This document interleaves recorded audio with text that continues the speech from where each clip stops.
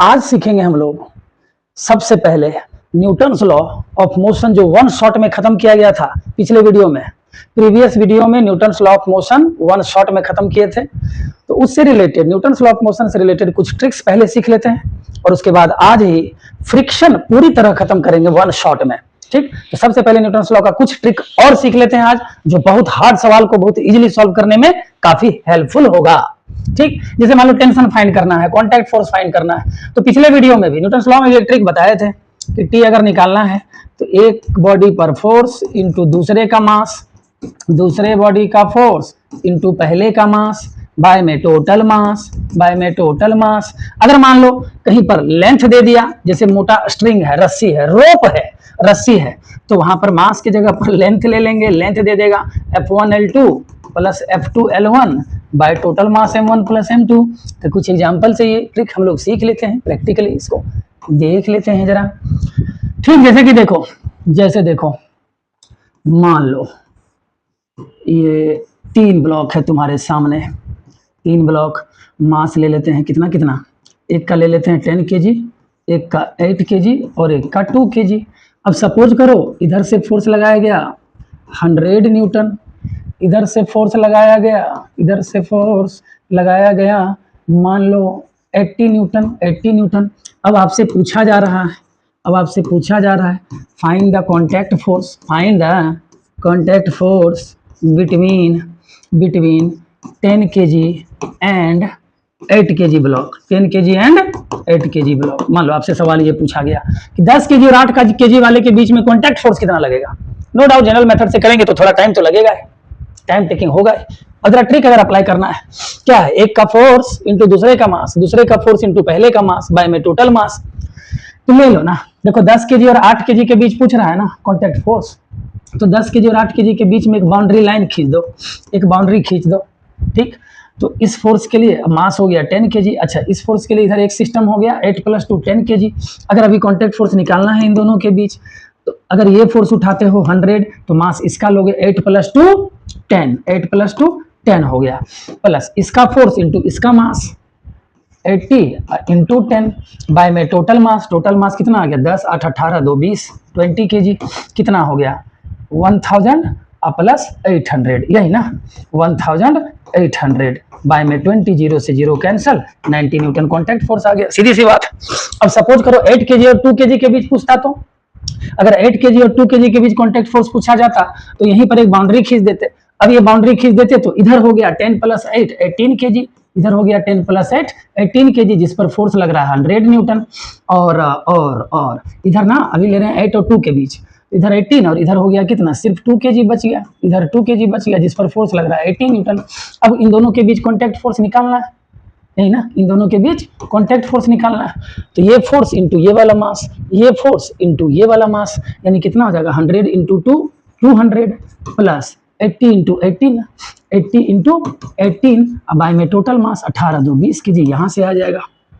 जिसके बीच पूछा जाए वहीं पर एक बाउंड्री लाइन खींच दो और उसके बाद लगा दो ये वाला trick, F1 into M2 plus F2 into M1 bye total मास। एक का फोर्स इंटू दूसरे का मास, दूसरे का फोर्स इंटू पहले का मास। जहां पर प्रॉब्लम में, जहां पर न्यूमेरिकल्स में लेंथ दिया होगा तो भी इसी कॉन्सेप्ट पर करेंगे, इसी कॉन्सेप्ट पर ट्रिक लगाएंगे, मास की जगह लेंथ आ जाएगा। और क्या, तो देखिए एक एग्जाम्पल करके, देखिए एक प्रॉब्लम।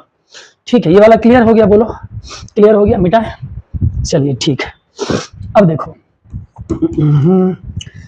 जैसे एक रोप है, रोप, ये क्या है, रोप है, रस्सी है, और इस रस्सी पर देखो अलग अलग तरह से क्वेश्चन पूछा जा सकता है। मान लो पुल्ली लगा के इधर एक फोर्स से खींचा, मान लो 32 न्यूटन से, और इधर भी एक पुल्ली लगा दिया, इधर खींच दिया 20 न्यूटन से। पूरे रस्सी की लंबाई मान लो 20 सेंटीमीटर है। अब आपसे पूछा जा रहा है कि find the tension in the string, in the rope, रस्सी है, मोटी रस्सी है, इन द रोप एट मान लो 12 centimetre, at 12 centimetre from 20 newton and, 20 newton and, इधर से 12 सेंटीमीटर पर। भाई साहब इधर से हो गया 12 सेंटीमीटर, तो इधर से कितना डिस्टेंस बचा, पूरा 20 था, ये 12 है, तो इधर हो जाएगा 8 सेंटीमीटर। अभी ट्रिक लगाने का, अभी निकालने का है टेंशन हम लोगों को यहाँ पर। तो क्या करेंगे, इसका फोर्स इंटू इसका लेंथ, क्या लगाते हो, F1L2 plus F2L1 by total length ले लेना है रे, टोटल लेंथ ले लेना है, यहाँ पर टोटल लेंथ ले लेना है। तो कितना हो जाएगा बोलो, 20 इंटू 8 प्लस इधर 32 है तो 32 इंटू 12 बाय में टोटल लेंथ कितना, तो टोटल लेंथ है 20 सेंटीमीटर। 20 सेंटीमीटर, सवाल सॉल्व हो गया, प्रॉब्लम सॉल्व। बच्चे वाली बात है, कैलकुलेट कर लेना, ठीक है। तो इस तरह से हम लोग ट्रिक अप्लाई कर सकते हैं। और भी देखो किसी भी तरह से, जैसे मान लो इस इंक्लाइंड प्लेन पर दो ब्लॉक पुल्ली के सहारे इस तरह से लटका हुआ है, दोनों 1 kg है, दोनों कितना kg, 1 kg। ये वाला एंगल मान लिया 60 डिग्री और ये वाला एंगल मान लिया 30 डिग्री है। तो एक फोर्स इधर लग रहा है, कितना, 1 mg साइन थीटा लगेगा ना, इधर प्लेन के अलोंग कितना लगता है, mg साइन थीटा, तो 1 इंटू जी इंटू साइन 60 डिग्री। अच्छा, इधर भी mg साइन थीटा, इस पर भी प्लेन के अलोंग mg साइन थीटा, तो 1 इंटू जी साइन 30 डिग्री। अब ये दोनों हो गया अपोजिंग फोर्स, अगर हमको एक्सेलरेशन फाइंड करना है तो क्या बताए थे trick, difference of opposing force by total mass. तो डिफरेंस ऑफ अपोजिंग फोर्स कितना हो जाएगा, जी साइन 60 डिग्री, अब माइनस ये वाला g sine 30 degree by total mass 1 + 1 2 kg। आ गया, सवाल सॉल्व हो गया। और अगर टी निकालना है, स्ट्रिंग में अगर टेंशन निकालना है, टी की वैल्यू, तो यहाँ भी ट्रिक लगा दो, ये वाला फोर्स इंटू इसका मास, तो जी साइन 60 इंटू 1 हो गया जी साइन 60 डिग्री। चलिए, जी साइन 30 इंटू इसका मास, तो जी साइन 30 हो गया, दोनों तो 1 kg ही है। अब आए में टोटल मास 2 kg। आ गया टेंशन ट्रिक से, बोलो जादू हो गया। तो न्यूटन्स लॉ ऑफ मोशन पिछले वीडियो में 1 शॉट में खत्म किया गया था, जिस पर कुछ ट्रिक आज भी हम लोग डिस्कस कर लिए, और इस तरह के कई प्रॉब्लम्स मिलेंगे आपको, हार्ड सवाल सॉल्व कर सकते हो, ठीक है। तो अब आज 1 शॉट में खत्म होगा फ्रिक्शन इलेक्ट्रिसिटी नहीं, सिर्फ फ्रिक्शन। इलेक्ट्रिसिटी के बारे में तो 12th में बात करेंगे सर, क्लास 12th की बात है वो। फ्रिक्शन के बारे में बात करेंगे, और हम हैं आपके अपने धर्मात्मा सर, और आज खत्म करते हैं 1 शॉट में फ्रिक्शन, सिर्फ फ्रिक्शन के बारे में। तो आगे बढ़ें। चलिए, फ्रिक्शन यानी कि घर्षण, फ्रिक्शन यानी कि घर्षण, जानते हो। किसी भी बॉडी को स्लाइड करा के छोड़ दो, थोड़ा खिसका के छोड़ दो, कुछ दूर जाने के बाद क्या होता है, रुक जाता है। क्यों रुक गया, क्योंकि सरफेस रफ था, रुखड़ा था। अगर सरफेस स्मूथ होता, चिकना होता, बिल्कुल घर्षण होता ही नहीं, फ्रिक्शन होता है, तो रुकता क्या, बिल्कुल नहीं रुकता। तो रफनेस के कारण फ्रिक्शन क्यों लगा किसी बॉडी पर, फ्रिक्शन क्यों लगता है, due to roughness. Roughness means क्या, रफनेस का मतलब हुआ रुखड़ापन, due to roughness of surface. अगर सरफेस रफ रहेगा, रुखड़ा रहेगा, तभी फ्रिक्शन फोर्स लगेगा उस पर, है ना। अगर स्मूथ सरफेस है तो उस पर फ्रिक्शन फोर्स नहीं लगेगा। दूसरी बात, सबसे इंपॉर्टेंट बात, ध्यान रखना, देखो आमतौर पर हम लोग समझते हैं ना कि फ्रिक्शन मोशन के अपोजिट लगता है। बात सही है, मोशन के अपोजिट लगता है, लेकिन हमेशा नहीं, कभी कभी फ्रिक्शन मोशन को सपोर्ट भी करता है, मोशन के डायरेक्शन में भी लगता है। तो फ्रिक्शन को अच्छी तरह समझने के लिए, फ्रिक्शन के बारे में अगर ऐसा सोच रहे हैं कि मोशन के अपोजिट लगता है, तो उससे ज्यादा अच्छा इस तरह से सोचो कि फ्रिक्शन स्लिपिंग टेंडेंसी को अपोज करता है, फिसलन का विरोध करता है। हम जिधर फिसलने वाले होते हैं उसके अपोजिट में फ्रिक्शन लगकर फिसलने से रोकने की कोशिश करता है। बहुत काम की बात है ये। फ्रिक्शन को थोड़ा ऐसे ही समझो, है ना, फ्रिक्शन को ऐसे ही समझो कि फ्रिक्शन इट अपोजेज, देखो इसका फायदा भी बताते हैं, ऐसे समझने का क्या फायदा है। इट अपोजेज द मोशन, मत लिखो, it opposes the sleeping tendency, it opposes the sleeping tendency. Slip करना मतलब क्या, फिसलना, स्लिप करना, फिसलन का विरोध करता है। अगर हम चल रहे हैं आगे की ओर, सपोज करो कि हम आगे फिसलने वाले हैं, तो फ्रिक्शन लगेगा पीछे, जो फिसलने से रोकेगा। अगर हम चलते हैं, जब चलते हैं तो न्यूटन थर्ड लॉ से जानते हो, जब चलते हैं तो अपने पैर से जमीन को तिरछा दबाते हैं, इधर तो फिसल सकते हैं पीछे, तो उस वक्त फ्रिक्शन किधर लगता है, आगे की ओर, जो फिसलने से रोकेगा, आगे की ओर लगेगा। तो हम चल भी रहे हैं आगे और फ्रिक्शन भी लग रहा है आगे, मतलब मोशन का डायरेक्शन और फ्रिक्शन का डायरेक्शन दोनों सेम है ना। तो जरूरी नहीं कि friction always acts opposite to the motion, friction कभी कभी सेम डायरेक्शन में भी लग सकता है जिधर मोशन है। आई बात समझ में। चलिए, तो फ्रिक्शन को ऐसे समझना कि जहां स्लिप करने वाला होगा, फिसलन का विरोध करता है। जैसे देखो ना, एक एग्जांपल से समझते हैं, बहुत अच्छा एग्जांपल है, बहुत अच्छा सिचुएशन है, दिखाते हैं तुमको। देखो जैसे कोई रास्ता, कोई पाथ ऐसा है, कोई पाथ ऐसा है, ये मान लो इस कर्व पाथ का सेंटर है, ये भी सेंटर है इस कर्व पाथ का, और इसका सेंटर ये हो गया, ठीक है। एक पॉइंट यहाँ ले लिया एकदम टॉप पर, एकदम टॉप पर पॉइंट ए, यहाँ पर ले लिया एक पॉइंट बी एकदम बॉटम पर, और यहाँ पर एक पॉइंट ले लिया सी ले लिया। अब कोई साइकिल सवार, साइकिलिस्ट कोई यहाँ से चलना शुरू, साइकिलिस्ट यहाँ पर है अभी, और इस रास्ते से ऐसे जा रहा है साइकिलिस्ट, ठीक।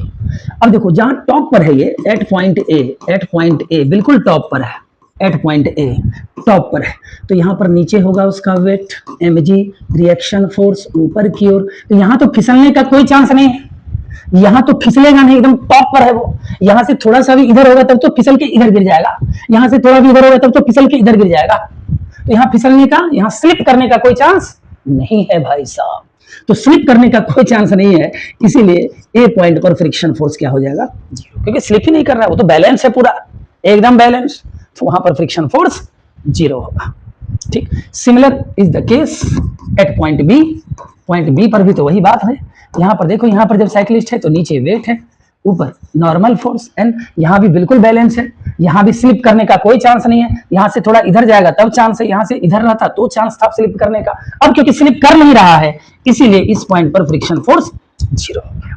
देखो फॉर्मूला, फ्रिक्शन के फॉर्मूला की अभी कहीं कोई आवश्यकता नहीं है, कॉन्सेप्ट और सोच, फ्रिक्शन का फॉर्मूला धरा का धरा रह गया, आंसर तो जीरो आ रहा है ना। अभी इस पॉइंट पर गौर करो जरा सी पर, अब जब साइकिलिस्ट यहां पहुंच गया, तो यहां फिसलने का पूरा चांस है, यहां से फिसल के गिर सकता है, तो फिसलेगा किधर, इधर, तो फ्रिक्शन लगेगा किधर, इधर, फिसलने से रोकता है फ्रिक्शन। कितना अच्छा है फ्रिक्शन ना, हम लोग इधर फिसलने वाले होते हैं, उसके अपोजिट में फ्रिक्शन लग के रोकने की कोशिश करता है, क्या नेचर है गजब, एकदम पॉजिटिव नेचर है ना। जिधर हम लोग स्लिप करने वाले होते हैं फ्रिक्शन उसके अपोजिट लग के रोकने की कोशिश करता है। अच्छा ये गिरेगा इधर क्यों, बताओ गिरेगा क्यों, यहाँ जब साइकिलिस्ट था तो साइकिलिस्ट का वेट mg डाउनवर्ड, अभी इस mg का इधर वाला कंपोनेंट होगा कुछ ना कुछ, मान लो कि एंगल थीटा रहा होगा, तो mg का कंपोनेंट इधर mg साइन थीटा, अरे mg का इधर वाला कंपोनेंट mg साइन थीटा, इधर वाला कंपोनेंट mg कॉस थीटा। अभी फ्रिक्शन फोर्स किसको बैलेंस कर रहा है, mg साइन थीटा को, क्योंकि ये mg साइन थीटा ही है जिसकी वजह से ये साइकिलिस्ट यहाँ से स्लिप कर सकता है, फिसल सकता है, इसी को रोकेगा, बैलेंस करेगा।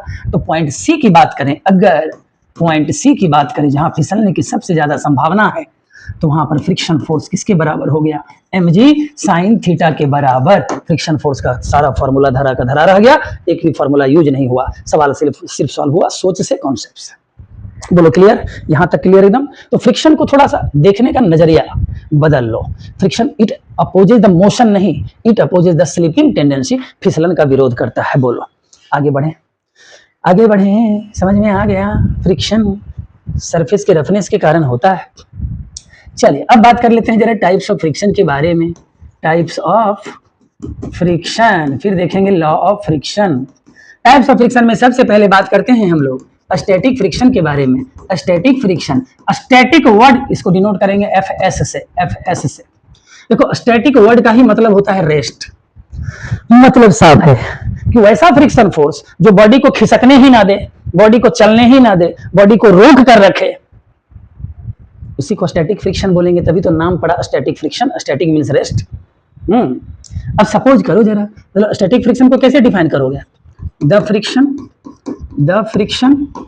which stops a body from sliding, slide मतलब खिसकना from sliding is called static friction। जैसे सपोज करो कि इस ब्लॉक पर 10 न्यूटन का फोर्स लगाया किसी ने और बॉडी खिसका नहीं, बॉडी का वेलोसिटी एक्सेलरेशन सब जीरो रहा, ठीक, नहीं खिसका, तो हम क्या सोचेंगे कि स्टैटिक फ्रिक्शन कम से कम 10 न्यूटन तो जरूर लग रहा होगा। अब सपोज करो कि किसी ने और फोर्स लगा दिया उस पर, 2 आदमी मिलकर फोर्स लगाने लगा 10 और 10 न्यूटन का, 10 और 10, अभी भी बॉडी नहीं खिसका, तो हम क्या समझेंगे, अरे स्टैटिक फ्रिक्शन कम से कम 20 न्यूटन तो जरूर लग रहा होगा, तभी नहीं खिसक पा रहा है। तो यहां से कंक्लूजन क्या निकला, कंक्लूजन ये निकला कि स्टैटिक फ्रिक्शन एक्सटर्नल फोर्स के बराबर होता है। ये बहुत जबरदस्त पॉइंट है, ध्यान में रखना, याद रखना। Static friction is equal to external force. ठीक, इसका मतलब ये हुआ कि अगर एक्सटर्नल फोर्स जीरो है, अगर एक्सटर्नल फोर्स जीरो है तब तो स्टैटिक फ्रिक्शन भी जीरो होगा। जैसे देखो, अच्छा आगे बताएंगे अभी ही कुछ देर में। फ्रिक्शन फोर्स का एक फार्मूला लिख देते हैं। जैसे सपोज करो एक फार्मूला है म्यू एम जी। म्यू क्या है इसके बारे में बात करेंगे अभी कुछ ही देर में। बस इतना मान के चलो कि चलो फ्रिक्शन का एक फार्मूला है म्यू एम जी। ठीक है, अभी सवाल में अभी एक प्रॉब्लम दे रहे हैं, सवाल दे रहे हैं, धोखा देगा। जैसे मान लो ये 10 kg का एक ब्लॉक है, 10 kg का ब्लॉक है, यहाँ पर म्यू की वैल्यू 0.1 है, 0.1 है, और ये ब्लॉक मूव नहीं कर रहा है। This block does not move, block नहीं खिसक रहा है, ब्लॉक नहीं खिसक रहा है। मतलब a block is kept on the table where friction coefficient is 0.1, the mass of block is 10 kg, then find the static friction। अगर फार्मूला की सोचें तब तो म्यू की वैल्यू 0.1 लेंगे, मास 10 लेंगे, जी की वैल्यू 10 लेंगे, कितना आ जाएगा 10 न्यूटन आ जाएगा। भाई साहब ये 100% रॉन्ग हो गया, गलत हो गया। कॉन्सेप्ट लगाओ, सोचो जरा, फार्मूला धरा का धरा रह गया, अप्लाई नहीं हुआ। जरा सोचो स्टैटिक फ्रिक्शन किसके बराबर है? एक्सटर्नल फोर्स के बराबर। क्या ब्लॉक पर कोई एक्सटर्नल फोर्स लग रहा है? क्या ब्लॉक पर कोई फोर्स दिखाया गया है? बाहरी बल एक्सटर्नल फोर्स ब्लॉक पर लग ही नहीं रहा है, और ब्लॉक मोशन में भी नहीं है, ब्लॉक रुका हुआ भी है। इट मीन्स स्टैटिक फ्रिक्शन क्या आ गया? जीरो आ गया। देखो यही होता है ना, फॉर्मूला याद है, वैल्यू गिवन है, धाए से वैल्यू पुट की है फॉर्मूला में, गलत जवाब आ गया। सोचे, कॉन्सेप्ट अप्लाई किए कि बॉडी मोशन में है नहीं, रेस्ट में है, तो उस वक्त स्टैटिक फ्रिक्शन लग रहा होगा, और स्टैटिक फ्रिक्शन एक्सटर्नल फोर्स के इक्वल होता है। एक्सटर्नल फोर्स कुछ लग नहीं रहा था, जीरो था, that's why static friction is also zero. तो आंसर जीरो आना चाहिए था, और क्या आ रहा था? क्या आ रहा था? 10 न्यूटन, गलत जवाब। ठीक है, बोलो क्लियर? Static friction clear? ठीक है, बाकी टाइप सिंपल है, नॉर्मल है। जैसे कि काइनेटिक फ्रिक्शन की बात करें, kinetic friction, kinetic word static means rest, static means rest और काइनेटिक मीन्स मोशन। अगर कोई बॉडी चल रहा है, मोशन में है, तब जो फ्रिक्शन फोर्स उस पर लग रहा होगा उसी को बोलोगे काइनेटिक फ्रिक्शन। और लैंग्वेज में अगर लिखना चाहते हो तो थोड़ा इस तरह से लिख सकते हो काइनेटिक फ्रिक्शन का definition, the friction which opposes the relative motion is known as kinetic friction, जिसको डिनोट करते हैं FK से दिखाते हैं। ठीक है ना। तीसरा लिमिटिंग फ्रिक्शन की बात करते हैं। लिमिटिंग फ्रिक्शन, तो लिमिटिंग फ्रिक्शन को सिंपली F से डिनोट कर देते हैं हम लोग, स्टैटिक को FS से, काइनेटिक को FK से, और लिमिटिंग को सिंपली F से। तो लिमिटिंग फ्रिक्शन क्या है? लिमिटिंग फ्रिक्शन हुआ maximum static friction, the maximum static friction is called limiting friction. The maximum static friction is called limiting friction. The maximum static friction is called limiting friction. अब जैसे यहाँ देखो, अगर किसी ने एक और फोर्स लगा दिया इस पर, तीसरा फोर्स भी लगने लगा, मान लो ये भी 10 न्यूटन का, ये भी 10 न्यूटन का। अब ये बॉडी खिसकने को है, the body just about to slide, जस्ट खिसकने को है। तो हम क्या समझेंगे कि मैक्सिमम स्टैटिक फ्रिक्शन कितना लग रहा है? 10 + 10 + 10 यानी 30 न्यूटन। तो यही 30 न्यूटन हो गया limiting friction, maximum static friction, जिसकी वैल्यू सबसे ज्यादा होती है। ठीक है, तो स्टैटिक फ्रिक्शन, इसका कॉन्सेप्ट बहुत जरूरी था जानना, अदरवाइज न्यूमेरिकल्स में गलती करोगे। काइनेटिक फ्रिक्शन सिंपल है, बॉडी चल रहा था, फ्रिक्शन फोर्स उसको अपोज कर रहा था, धीरे धीरे उसका वेलोसिटी कम होने लगा, फाइनली कहीं जाकर रुक जाएगा, तो उस फ्रिक्शन को काइनेटिक फ्रिक्शन बोला। मैक्सिमम, अगर स्टैटिक फ्रिक्शन की मैक्सिमम वैल्यू देखें तो उसको बोलेंगे लिमिटिंग फ्रिक्शन। ठीक, तो ये सब टाइप्स ऑफ फ्रिक्शन। अब आगे बढ़ें, बोलो क्लियर यहाँ तक? चलिए आगे बढ़ते हैं। अब हम लोग लॉज ऑफ फ्रिक्शन, देखो वन शॉट में खत्म करना है। लॉज ऑफ फ्रिक्शन के लॉ की बात करते हैं। तो फ्रिक्शन का पहला लॉ ये है कि the friction force is directly proportional to normal. यही है, friction force is directly proportional to normal. Normal तो समझ रहे हो, नॉर्मल फोर्स मीन्स क्या? जो रिएक्शन फोर्स मिलता है किसी बॉडी को, उसी को तो नॉर्मल फोर्स बोलते हैं। Normal means perpendicular reaction at the surface, और यहीं से अपरेंट वेट सबका भी पता चलता है। जब प्रोपोर्शनलिटी का साइन हटाया जाता है तो बदले में कांस्टेंट आता है म्यू। क्या बोलते हैं इसको? म्यू। और इस म्यू को कहा जाता है, इस म्यू को कहा जाता है फ्रिक्शन कोफिशिएंट, फ्रिक्शन कोफिशिएंट यानी घर्षण गुणांक, घर्षण गुणांक, फ्रिक्शन कोफिशिएंट। स्टैंडर्ड फार्मूला यही हुआ फ्रिक्शन का, आपको यही याद रखना चाहिए, F equal to mu N. और ये कांस्टेंट वैल्यू गिवन होगा प्रॉब्लम में, अलग अलग सरफेस के लिए इसकी वैल्यू अलग अलग होती है, ठीक। लेकिन एक बात जान लो म्यू के बारे में, इस म्यू की वैल्यू ऑलवेज लेस देन 1 हो जाएगी, 1 से ग्रेटर नहीं हमेशा, जैसे 0.1, 0.4, 0.6, 1 से लेस कम होगा, है ना। और यही standard formula F equal to mu N. अलग अलग सिचुएशन में अलग अलग रिलेशन आ जाएगा। जैसे मान लो कि हॉरिजॉन्टल प्लेन की बात कर रहे हैं, हॉरिजॉन्टल प्लेन, जैसे आपके आगे टेबल बेंच रखा रहता है, टेबल पर देखो नीचे mg, नीचे, और ये चल रहा है तब, रुका है तब नहीं, तब तो स्टैटिक फ्रिक्शन 0 हो जाएगा, ठीक। ये चल रहा है ऊपर की ओर n, और एक्शन बराबर रिएक्शन, तो n इज इक्वल टू लिखेंगे mg, और जब n is equal to mg तो फ्रिक्शन फोर्स कितना हो जाएगा जी, फ्रिक्शन फोर्स का फॉर्मूला म्यू n, और n इज इक्वल टू कितना आ रहा था यहाँ पर mg। तो इस केस में फ्रिक्शन फोर्स दिखाएंगे हम लोग कितना, इधर मोशन के अपोजिट, और F is equal to mu mg, ठीक। अगर इंक्लाइंड प्लेन की बात करें, इंक्लाइंड प्लेन की बात करें, न्यूटन्स लॉ में पढ़े हो, पीछे वाला वीडियो देख लेना अच्छी तरह से, इंक्लाइंड प्लेन के बारे में बताए हैं। इंक्लाइंड प्लेन है, एंगल ऑफ इंक्लाइनेशन थीटा है, सारा फोर्स दिखा दो, बताए तो थे कि सारा फोर्स ऐसे ही दिखाना है। mg नीचे की ओर, mg के 2 कंपोनेंट्स, एक हो गया प्लेन पर परपेंडिकुलर, दूसरा हो जाएगा प्लेन के एलोंग, ये एंगल थीटा है तो ये भी तो थीटा होगा, तो mg का इधर वाला कंपोनेंट mg cos थीटा, और mg का इधर वाला कंपोनेंट mg sin थीटा। अब नॉर्मल फोर्स इधर, नॉर्मल मतलब perpendicular to the surface, reaction force इधर हुआ n। अब इस mg sin थीटा की वजह से ये ब्लॉक फिसलेगा, स्लिप करेगा नीचे की ओर, इसको कौन अपोज करेगा, कौन रोकने की कोशिश करेगा, वो है फ्रिक्शन फोर्स, पीछे की तरफ, है ना। जैसे ये गिर रहा है इधर तो फ्रिक्शन लगेगा किधर, पीछे की तरफ, उधर लगेगा। तो यहाँ से अगर देखा जाए तो n इज इक्वल टू क्या हो जाएगा, mg cos थीटा, एक्शन का रिएक्शन, रिएक्शन बराबर एक्शन, तो n इज इक्वल टू क्या हो जाएगा, mg cos थीटा। अभी इस पर फ्रिक्शन फोर्स की वैल्यू क्या हो जाएगी, तो F इज इक्वल टू लिखते हो म्यू एन, तो म्यू और n इज इक्वल टू क्या लिख देंगे, mg cos थीटा। यहाँ पर फ्रिक्शन फोर्स ये आ गया sorry, mu mg cos theta, ठीक है। एक और सिचुएशन देख ही लो, एक और सिचुएशन देख लो, जे मेन में भी पूछा था इस कॉन्सेप्ट पर क्वेश्चन। जैसे कि देखो ये कोई वाल है, दीवार है, और वाल के सहारे कोई ब्लॉक रख कर इधर से हम 50 न्यूटन का फोर्स लगाकर, इधर से 50 न्यूटन का फोर्स लगाकर रोकने की कोशिश कर रहे हैं, रोकने की कोशिश कर रहे हैं, ठीक। इधर 50 न्यूटन लगाकर, तो रिएक्शन भी तो मिलेगा इधर से वाल के द्वारा, रिएक्शन भी तो मिलेगा। अच्छा ये गिरेगा, ये गिरेगा किस वजह से, अपने वेट के वजह से नीचे स्लिप करेगा, तो फ्रिक्शन किधर लगेगा, अरे ऊपर लगेगा फ्रिक्शन, जो फिसलने से रोकने की कोशिश करता है, इतना अच्छा चीज है फ्रिक्शन, तो फ्रिक्शन लगेगा अपोजिट इधर। अभी देखो जरा फ्रिक्शन फोर्स का फॉर्मूला क्या है, म्यू एन, अभी एन कितना, एन एक्शन बराबर रिएक्शन, एक्शन बराबर reaction from Newton third law, तो एन इज इक्वल टू क्या लिखेंगे यहाँ पर 50 लिखेंगे ना, म्यू इंटू 50, म्यू इंटू 50 यानी 50 म्यू, क्या है ना। और मान लो ये एक्सेलरेटेड नहीं है तो सीधा F बराबर mg लिख देंगे, बोलो क्लियर।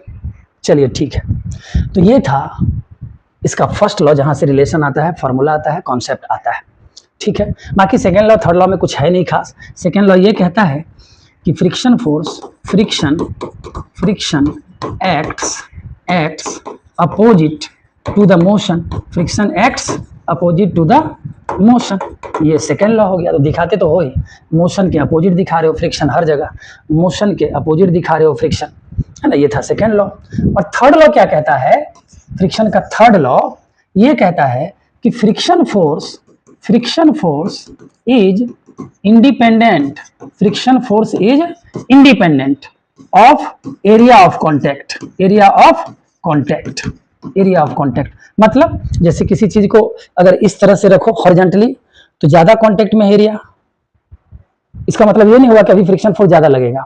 अगर इसको खड़ा करके रखें तो एरिया ऑफ कॉन्टैक्ट बहुत कम है, इसका मतलब ये नहीं कि अभी फ्रिक्शन फोर्स कम लगेगा। चाहे हॉरिजॉन्टली रखो चाहे वर्टिकली रखो, कैसे भी रखो, एरिया ऑफ कॉन्टैक्ट से इंडिपेंडेंट होता है, एरिया ऑफ कॉन्टैक्ट पर डिपेंड नहीं करता है ना। क्योंकि देखो म्यू की वैल्यू सेम है, और इसका वेट, इसका भार तो नहीं बदल जाएगा, ऐसे रखोगे तब भी वेट वही रहेगा, ऐसे रखोगे तब भी वेट वही रहेगा, इसीलिए एरिया ऑफ कॉन्टैक्ट पर डिपेंड नहीं करता है। Friction force is independent of area of contact. तो ये था लॉ ऑफ फ्रिक्शन, जिसके फर्स्ट लॉ से रिलेशन आता है, फॉर्मूला आता है, कॉन्सेप्ट आता है, और फ्रिक्शन फोर्स का स्टैंडर्ड फॉर्मूला ये ध्यान में रखना है। ठीक, तो कहानी आगे बढ़ाएं, आगे बढ़ाएं, खत्म भी तो करना है, इसको बताना है पूरा फ्रिक्शन। देखो जरा, अब वही कॉन्सेप्ट अप्लाई करते हैं हम लोग। Motion down the plane, motion down the plane, इस केस में, इस केस में जैसे कोई इंक्लाइन प्लेन है, एंगल थीटा है, सारा फोर्स दिखा दो। अब तो जान गए हो कैसे कैसे दिखाना है। नीचे mg दिखाना है, इधर mg का कंपोनेंट mg cos थीटा दिखाओगे, इधर क्या दिखाओगे, इधर दिखाओगे mg sin थीटा, पीछे फ्रिक्शन फोर्स, इधर नॉर्मल फोर्स n दिखाओगे, और क्या, और ये ब्लॉक गिर रहा है इधर ए एक्सेलरेशन से, वही एक्सेलरेशन फाइंड करना है हम लोगों को। ठीक, तो तुमको पता है कि डायरेक्शन ऑफ मोशन में, डायरेक्शन ऑफ मोशन की तरफ जो फोर्स होगा वो पॉजिटिव होगा, और डायरेक्शन ऑफ मोशन के जो अपोजिट होगा वो निगेटिव होगा। तो नेट फोर्स क्या लिखेंगे भाई साहब, नेट फोर्स लिखेंगे mg sin theta minus f, और न्यूटन के सेकेंड लॉ से नेट फोर्स बराबर, net force is equal to ma, ma। अभी फ्रिक्शन फोर्स का फॉर्मूला लिखने का है, फ्रिक्शन फोर्स का फॉर्मूला म्यू n, बोले थे म्यू n याद रखना, म्यू n याद रखना रे, mg sin theta minus mu, और n इक्वल्स देखो, n equals mg cos theta, तो n equals mg cos theta is equal to ma, ma। चलिए अब यहाँ पर हम लोग देखो m सब जगह है, तो dividing by m both sides, या m कॉमन ले लो, कॉमन ले लो तो m और m कैंसिल हो जाएगा, तो यहाँ से a इज इक्वल टू क्या बचेगा, अभी देखो g भी है दोनों में, तो g ले लो कॉमन, तो g ले लोगे कॉमन, तो g into sine theta minus mu cos theta आ गया, एक्सेलरेशन आ गया इंक्लाइन प्लेन पर। ठीक है, इंक्लाइन प्लेन पर एक्सेलरेशन आ गया, तो एक्सेलरेशन का ये फॉर्मूला हम लोग याद रखेंगे किसके लिए, किसके लिए, इंक्लाइन प्लेन के लिए। और हॉरिजॉन्टल प्लेन के लिए, अगर हॉरिजॉन्टल प्लेन था तब उसका एक्सेलरेशन या रिटार्डेशन, मतलब ऐसे जा रहा है, ऐसे जा रहा है हॉरिजॉन्टली एकदम सीधा, तब वहां पर एक्सेलरेशन ए बराबर क्या बचेगा, सिर्फ म्यू जी लेंगे। और अगर स्मूथ सरफेस है, अगर स्मूथ सरफेस है, रफ नहीं है सरफेस, फ्रिक्शन नहीं लग रहा है रे, फ्रिक्शन नहीं लग रहा है, तो फ्रिक्शन वाला टर्म जीरो कर दो, तो क्या बचा, A is equal to g sine theta. यानी किसी इंक्लाइन प्लेन पर अगर सरफेस रफ है, फ्रिक्शन लग रहा है, तो एक्सेलरेशन यहां से फाइंड कर लेंगे, और अगर स्मूथ सरफेस है, फ्रिक्शन नहीं लग रहा है, फ्रिक्शन लेस सरफेस है, तो एक्सेलरेशन यहां से फाइंड कर लेंगे। अब जब एक्सेलरेशन पता चल जाएगा, तो मान लो पूछ दिया कि ये block how much time will it take to fall to reach the bottom, इस ब्लॉक को बॉटम तक, नीचे तक पहुंचने में कितना टाइम लगेगा, तो ए तो निकाल ही लिए, अब ए तो निकाल ही लिए, लगा सकते हैं s is equal to u t plus half a t square, यहां से टाइम निकाल लेंगे। बोला कि वेलोसिटी कितना, बॉटम पर वेलोसिटी, जब ये गिरेगा यहाँ तो बॉटम पर, नीचे वेलोसिटी क्या हो जाएगा, तो पढ़े तो हो मोशन इन 1D 2D में, तो v is equal to u plus a t लगा देंगे, है ना, कुछ भी लगा सकते हो, मतलब काइनेमेटिक्स का ये सब रिलेशन यहाँ भी काम देगा, v square is equal to u square plus 2s। बोलो क्लियर, क्लियर है, ठीक, तो आगे बढ़ें, आगे बढ़ें। अब जरा बात करते हैं हम लोग एंगल ऑफ रिपोज के बारे में।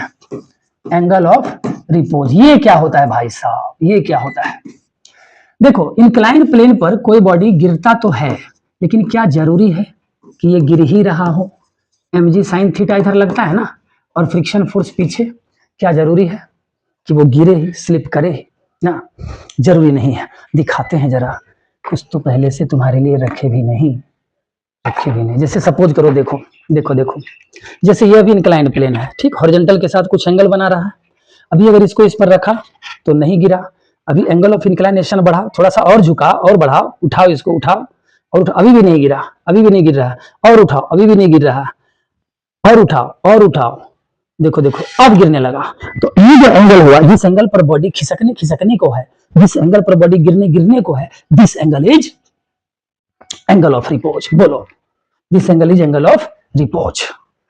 तो एंगल अभी तो गिर नहीं रहा, अभी तो गिरने वाला है, तो क्या लिख सकते हो, F is equal to mg sine theta, अभी बैलेंस रखा है एकदम, F is equal to mg sine theta. अच्छा, फ्रिक्शन फोर्स का फॉर्मूला क्या होता है, म्यू एन, F बराबर mu N is equal to इधर mg साइन थीटा, तुमको तो पता है mg का एक कंपोनेंट इधर लगता है mg cos theta, reaction force इधर लगता है n, और n इज इक्वल टू कितना, mg cos थीटा, तो इधर लिखोगे mu M G cos theta is equal to M G sine theta, M G से एम जी कट गया रे, कॉस थीटा इधर ले जाओ, sine theta by cos theta, sine theta by cos theta is equal to mu, और sine theta by cos theta is equal to tan theta, तो tan theta is equal to mu. इस angle से, यही angle हुआ angle of repose, यही angle हुआ angle of repose. Suppose करो कि कहीं पर दे दिया कि फ्रिक्शन कोएफिशिएंट 0.2 है, तो बताइए कि कितने एंगल पर वो कितना मिनिमम एंगल होगा कि बॉडी स्लाइड करने वाला होगा, यानी उससे थोड़ा भी एंगल बढ़ाएंगे अगर तो बॉडी एक्सेलरेट हो जाएगा, गिरने लग जाएगा।